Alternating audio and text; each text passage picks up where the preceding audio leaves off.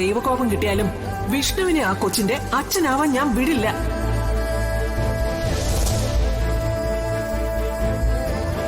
ഈ നിൽക്കുന്നവള് എന്റെ മകന്റെ ഭാര്യയായിട്ട് ഒപ്പം കഴിഞ്ഞവളാ.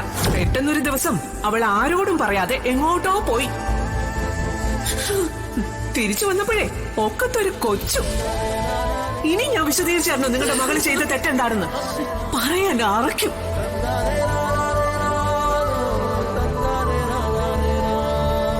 എന്റെ മോള് സത്യം പണം നൽകി അകറ്റി നിർത്താനാ. പൊന്നുകൊണ്ട് കൊട്ടാരം പണിത് തരാന്ന് പറഞ്ഞാലും നൊന്ത് പെറ്റ അമ്മയ്ക്ക് സ്വന്തം മക്കളെ ഉപേക്ഷിക്കാൻ പറ്റില്ല. ഇതിനെ പ്രേരിപ്പിക്കുന്നവരെ എന്ത് പേരിട്ട് വിളിക്കണമെന്ന് സർവേശ്വരൻ തീരുമാനിച്ചോളൂ. അവസാനം ഏറ്റു പറയേണ്ടതും കണക്ക് പറയേണ്ടതും അവിടെയാണ്.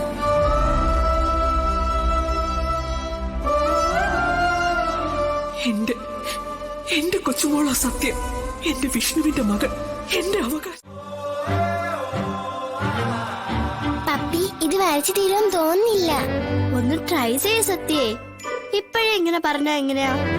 ട്രൈ ചെയ്യാം, പക്ഷെ തീരുന്നില്ല പപ്പി.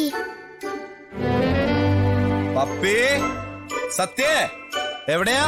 ഞങ്ങളിവിടെ ഉണ്ട് വിഷ്ണു അച്ഛാ. പഠിക്കാ. അച്ഛന്റെ ചക്കര കുട്ടിയോട് പഠിക്ക. അച്ഛാ ഇതെങ്ങനെയാ എളുപ്പത്തിൽ വരയ്ക്കാൻ പറ്റുന്ന? ഇനിയിപ്പോ ഇത് വരയ്ക്കണെങ്കിലേ നിങ്ങളുടെ അമ്മ ഒന്നര നടക്കുള്ളൂ. അല്ലെങ്കിൽ ആ അപ്പുറത്തെ ജയശ്രീച്ചോട് പറഞ്ഞു.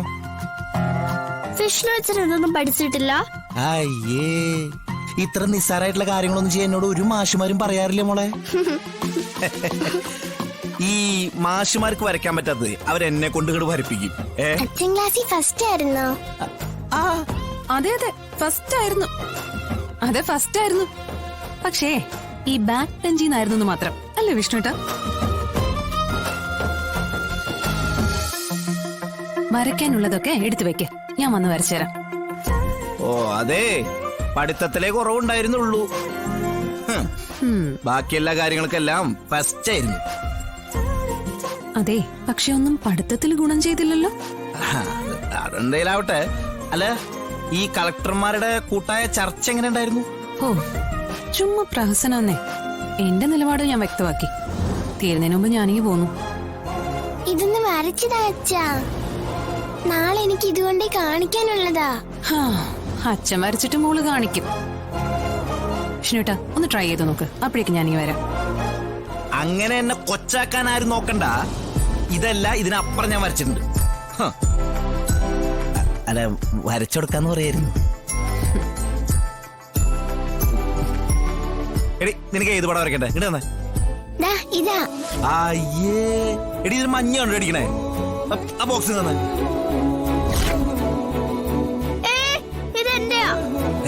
എന്റെ ബോക്സാ. ഇപ്പത്താരാടോ ഇതാരും കൊണ്ടോണൊന്നുമില്ല. അത് എടുക്കരുതെന്നല്ലേ പറഞ്ഞേ? നോക്കട്ടെ, ഇത്ര വാശിയാണെങ്കി ഇതൊന്ന് തുറക്കണല്ലോ. വിഷ്ണുച്ച വേണ്ട.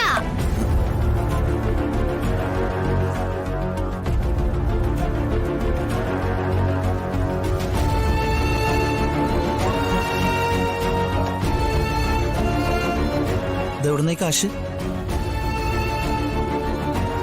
പപ്പിയോടെ ചോദിച്ചു ഈ കാശ് എവിടുന്ന കിട്ടിയെന്ന്. പപ്പി പറ. ഇത് ചേച്ചമ്മയുടെ കയ്യിൽ നിന്നാ. ചേച്ചിയമ്മ വന്നോ? മക്കൾക്ക് അറിയണ്ട.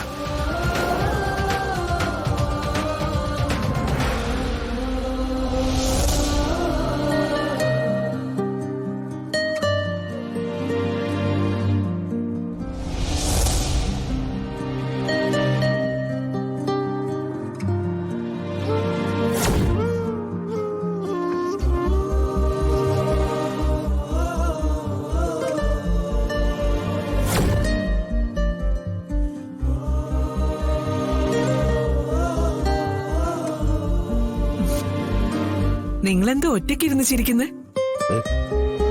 അതിന് സന്തോഷമുള്ള വകയൊന്നും ഇല്ലല്ലോ ഇവിടെ. പഴയ ചില നിമിഷങ്ങള് നമുക്ക് ഏറ്റവും പ്രിയപ്പെട്ടതായി മാറും ഭാമേ. അത് നമ്മുടെ ജീവിതത്തിലെ പല ദുർഘടമായ അവസ്ഥകളെയും രസിപ്പിക്കും, സങ്കടങ്ങളെ അകറ്റി ഓടിക്കും.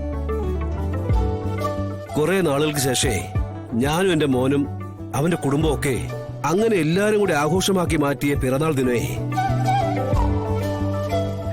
എന്നെ സന്തോഷിപ്പിച്ച ഏതാനും ചില ദിവസങ്ങളിലെ അങ്ങനെ ഈ ദിവസം കൂടി ഇടം പിടിച്ചു. നിന്നെ വിളിച്ചപ്പോ നീ വന്നില്ലല്ലോ. അതിന് എന്നെയൊന്നും നിർബന്ധിക്കാൻ പാടില്ലായിരുന്നോ? നിർബന്ധിച്ചാൽ നീ വരത്തില്ല ഭാമേ.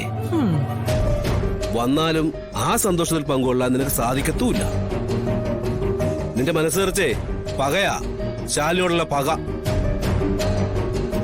ആ പക ഇപ്പൊ വന്നേ നമ്മുടെ മകളിലേക്കും ആയിരിക്കുക. പിന്നെ എങ്ങനാ നിനക്ക് മനസ്സറിഞ്ഞ് സന്തോഷിക്കാൻ പറ്റുന്നേ? ഞാനേ അവിടെ പോയിക്കോളാം. എവിടെ? വിഷ്ണു താമസിക്കുന്ന സ്ഥലത്ത്. എന്തിനാ അങ്ങോട്ട് പോന്നേ? അവരുടെ സ്വസ്ഥത എടുത്താനോ അതോ വീണ്ടും ചീത്ത പറയാനോ? ഇവിടെ കിടന്ന് വഴക്കുണ്ടാക്കുന്ന പോലെ നിനക്ക് ഇനി അവിടെ ചെന്ന് വെള്ളം ഉണ്ടാക്കി മറ്റുള്ളവരോട് കേൾപ്പിക്കണോ? ഞാൻ പോകുന്നതേ എന്റെ മകനെ കാണാനും അവനോട് സംസാരിക്കാനോ. പിന്നെ വഴക്കുണ്ടാക്കുന്ന കാര്യം അത് എന്റെ അവകാശമാ. എന്റെ മകനെ ശാസിക്കാനുള്ള അധികാരം. രാഘവേട്ടൻ വരുന്നുണ്ടോ? അയ്യോ, എന്തായാലും നിന്റെ കൂടെ ഞാൻ വരുന്നില്ല. എന്റെ മനസ്സിലേ ഇപ്പൊ സന്തോഷമുണ്ട്. അത് പെട്ടെന്ന് തല്ലിക്കിടാൻ ഞാനില്ല. ദേ, ആര് വന്നില്ലേലും ഞാൻ പോകും. അത് ഞാനേ തീരുമാനിച്ചുറപ്പിച്ചതാ.